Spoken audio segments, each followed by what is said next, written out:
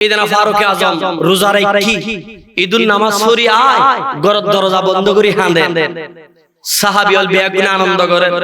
হযরত সাইয়েদনা উমরের বলে আনন্দ করতে তোয়াই না পাক আল্লাহ নবী সাহাবী হযরত আবু হুরায়রা রাদিয়াল্লাহু আনহু হতে কি ব্যাপার আর বেগুন এটা আনন্দ করি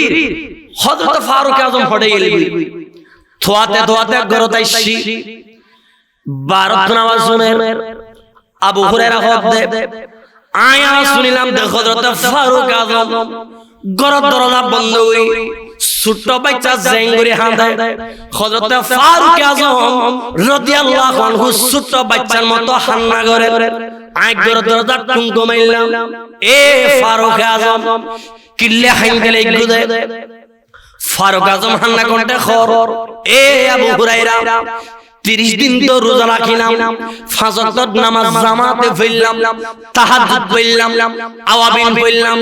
দান সদকা কইলাম আল্লাহর নবীর নূরের চেহারা মোবারক আর কপালের চোখে চাইলাম এরপরও আপনি কিল্লে জানি মনে হর যদি এদিকে ইবাদত করানোর পরেও আর আল্লাহ যদি কোনো কারণে আই ফারুক আজমের ইবাদত যদি কবুল না করে কিয়ামতের ময়দানত আই ফারুক আজম আর রাসূলুর উম্মত বলি পরিচয় কেন করে দিও ইয়েনর কথা স্মরণ হইদে এতলে ঘর দরজা বন্ধ করে হাঁদি দি উচ্চ স্বরে পড়ুন সুবহানাল্লাহ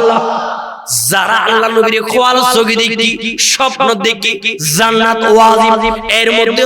আশারে মুবাশশারা যারা আল্লাহ নবীর দুনিয়ার মুজিব অগ্রিম জান্নাতের গ্যারান্টি দি এদের ভিতরে ফারুক আজম একজন আছে